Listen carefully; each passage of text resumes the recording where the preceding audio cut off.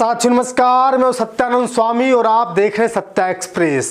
अभी बड़ी खबर आ रही है कि सुप्रीम कोर्ट ने आदेश दे दिया है कि अब SC ST को आरक्षण नहीं मिलेगा।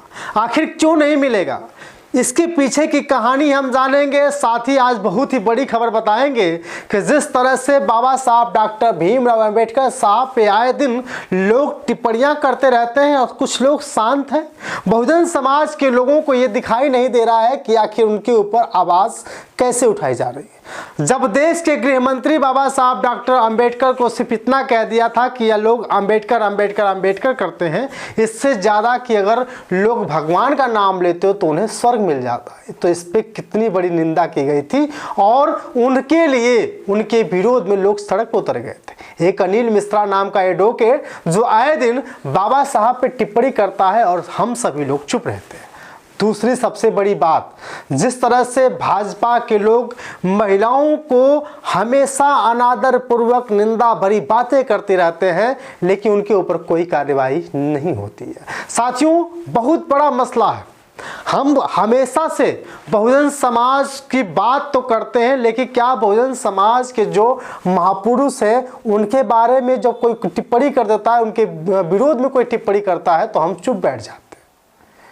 बहुजन समाज पार्टी के राज्यसभा सांसद रामजी गौतम साहब ने राज्यसभा संसद में जिस तरह से बात उठाई है, गुटखा बैन के साथ साथ भांग बैन, दारू बैन के लिए, ये सबके बस की बात नहीं थी।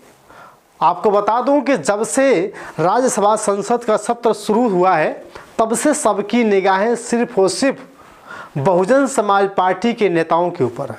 और सबसे ज़्यादा अगर बिहार की हम बात करें तो बिहार में सतीश यादव पिंटू और उत्तर प्रदेश में सबसे बड़ी चर्चा रामजी गौतम जी की हो रही है।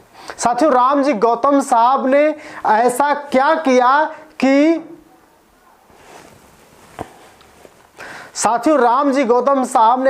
किया कि आज बहुत तेजी से चर्चा हो रही है।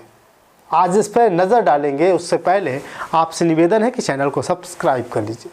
साथियों, एक बड़ी खबर आ रही है कि सुप्रीम कोर्ट के नए सिजाई जब से सूर्यकांत जी बने हैं तब से आए दिन फटाफट कई ऐसी योजनाएं लाने का काम कर रहे हैं, कई ऐसे कानून बनाने का काम कर रहे हैं। अभी उन्होंने एक बड़ा कानून लाने की पेशकश कर दी है कि अगर कोई भी हिंदू धर्म को छोड़ करके किसी दूसरे धर्म को अपनाता है, जैसे बौद्ध धर्म हो गया, जैसे ईसाई धर्म हो गया, लेकिन सबसे बड़ी बात यह है कि जो ईसाई धर्म को अपनाता है, क्योंकि आप देख रहे हैं कि आए दिन हिंदू धर्म से लोग ईसाई धर्म में बदलते जा रहे हैं, परिवर्तित होते जा रहे हैं। इसलिए सुप्रीम कोर्ट ने आदेश दिया है कि जो व्यक्ति SC ST हो और वो ईसाई धर्म को अपनाता है तो उसे SC ST का आरक्षण का लाभ नहीं मिलेगा। बहुत बड़ी खबर है।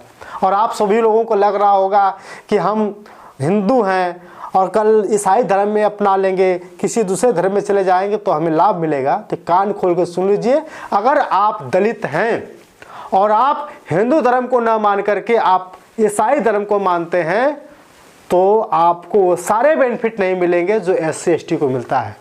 यानी आप दलित नहीं रह जाएंगे और आपकी अलग से एक चुन करके आप लोगों का नाम नोट किया जाएगा कि आखिर ईसाई धर्म में क्यों है। तो इससे ईसाई धर्म के लोगों पर भी ताला लगने वाला है। जो दुकानें चल रही है ईसाई धर्म की, उन पर भी जो है कि ताला लगने वाला है। और सबसे बड़ी बात यह है कि जो बहुजन समाज के लोग हैं, जो दलित समाज के लोग हैं, अब ईसाई धर्म नहीं अपना पाएंगे अपना आरक्षण बचाने के लिए। साथियों, आप समझ लीजिए, ईसाई धर्म अपनाने वालों को भी ताला लग गया।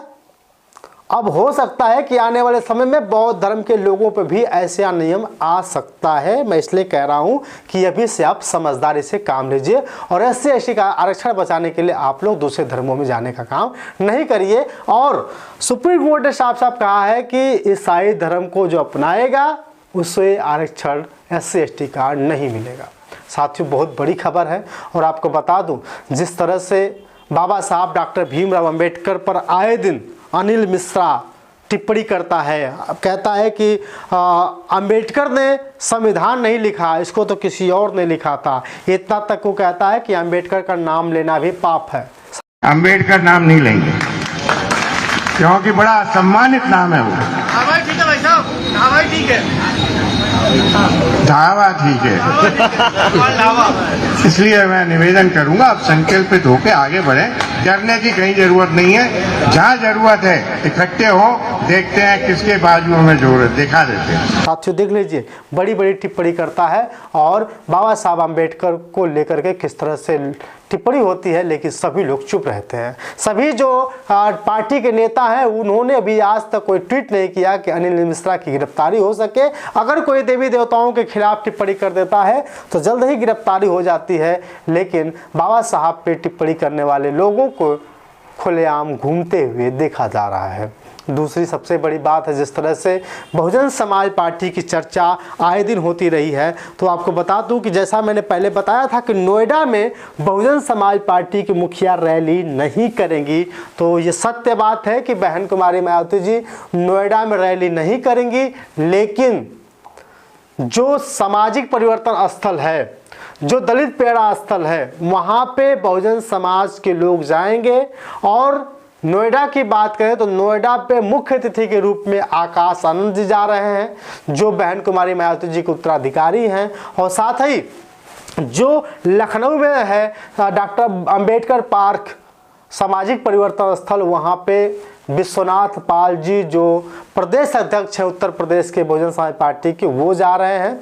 तो उनके सम्मान में, बहन जी के सम्मान में लोग महापुरुषों का दर्शन करने के लिए वहाँ पहुँच रहे हैं 6 दिसंबर को। तो ये छोटी मोटी रैली होगी, सभाएं होगी, श्रद्धांजलि सभा की जाएगी, तो वहाँ भी लोगों से निवेदन किया जा रहा है कि ज़्यादा से ज़्यादा संख्या में पहुँचे। क्यों बहुजन समाज पार्टी की एक तरफ जब से बात हो रही है, तो बिहार में जब पहली बार सदस्यता जब ग्रहण करते हैं विधानसभा के सतीश यादव पिंटू थी, तो सबसे पहले उन्होंने जय भीम से उन्होंने स्वागत किया था। दूसरी बात, वो आए दिन रामगढ़ जनता के लिए, रामगढ़ की जनता के लिए किस तरह से हॉस्पिटल की मांग करते हैं, सड़क की मांग करते हैं, ये भी सोचने और जानने का विषय हो सकता है। लोग भले ही हिंदू धर्म की बात करें, लोग दूसरे धर्मों की बात करें, लेकिन रामगढ़ की जनता के लिए सतीश यादव पिंटू जी सर्वोपरि माने जा रहे हैं। तो वहीं राज्यसभा सांसद रामजी गौतम साहब ने कहा, महोदय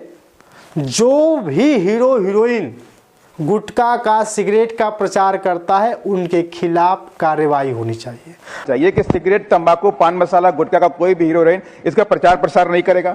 और साथ ही माननीय मैं आपसे कहना चाहता हूं सरकार से आपके माध्यम से कि जब लिक्वर के लिए, भांग के लिए सरकार लाइसेंस देती है उनको बेचने के लिए, लेकिन यहां पर क्या होता है, सिगरेट, तंबाकू, सिगरेट को बेचने के लिए कोई लाइसेंस की जरूरत नहीं होती है। अगर आप इस पर भी लाइसेंस की व्यवस्था करते हैं कि सेंट्रल एक्साइज डिपार्टमेंट उनको लाइसेंस देगा, तभी वो उसको बेच सकते हैं, अदरवाइज उसको नहीं बेच सकते। तो 100% इस पर जो हमारे प्रभावित हो रहे हैं लोग, युवा प्रभावित हो रहे हैं, बुजुर्ग प्रभावित हो रहे हैं, कैंसर जैसी बीमारियां हो रही हैं, उस पर काफी रोक लगने का भी काम करेंगे। और साथ ही मैं आपके माध्यम से सरकार से भी कहना चाहता हूं मान्यवर कि जो दुकानें आसपास हॉस्पिटल के आसपास में है, स्कूलों के आसपास में है, उनको पूर्णतया प्रतिबंधित करना चाहिए ताकि बच्चे उन दुकानों से दूर रह सकें। बच्चे निकलते हैं, गुटखा खा रहे हैं, सिगरेट पी रहे हैं, ये सब बंद होना चाहिए। कहीं ना कहीं से हमारे देश का जो नौजवान है, हमारे देश का आने वाला जो जनरेशन है, उससे प्रभावित ना हो सके।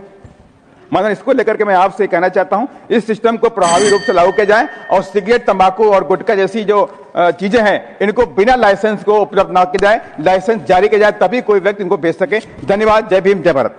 साथियों, आज तक किसी ने ऐसी कोई आवाज नहीं उठाई थी कि जो भी कलाकार है, जो भी फिल्मी दुनिया का स्टार है, चाहे कोई भी हो, हीरो है, हीरोइन हो, अगर वो सिगरेट का, दारू का, भांग का और गांजा नशा का, गुटखा का अगर प्रचार करता है तो उसके ऊपर जो है कि कार्रवाई होनी चाहिए। और साथ ही दारू बेचने वालों का रजिस्ट्रेशन होता है, जैसे भांग बेचने वालों का जो है कि रजिस्ट्रेशन होता है, ठीक उसी तरह उन दुकानों का भी रजिस्ट्रेशन होना चाहिए जो गुटखा और सिगरेट बेचती हैं। अन्यथा आए दिन घटनाएं घटती रहेंगी, लोगों का कैंसर होता रहेगा, लेकिन सब लोग हाथ पे हाथ धरे रहेंगे। तो बहुत बड़ी खबर है, रामजी गौतम साहब जब से राज्यसभा सांसद होने के बावजूद राज्यसभा में बोलना शुरू किया है, सबको उनके ऊपर नाज है। बाकी आपकी राय कमेंट कर बताइएगा कि आप भी ईसाई धर्म को अपनाना चाहते हैं कि नहीं अपनाना चाहते हैं। और सुप्रीम कोर्ट ने तो आदेश दे ही दिया है कि जो भी अब हिंदू धर्म को छोड़ करके ईसाई धर्म अपनाता है, उन्हें SC ST का लाभ नहीं मिलेगा। इससे इसलिए आप सभी से निवेदन है कि अगर आप SC/ST का आरक्षण बचाना चाहते हैं तो किसी धर्मों में न जाइए, हिंदू धर्म में बने रहिए। हिंदू धर्म में रहेंगे तब भी आपको उनका लाभ मिलेगा। बाकी आपके लिए शुक्रिया।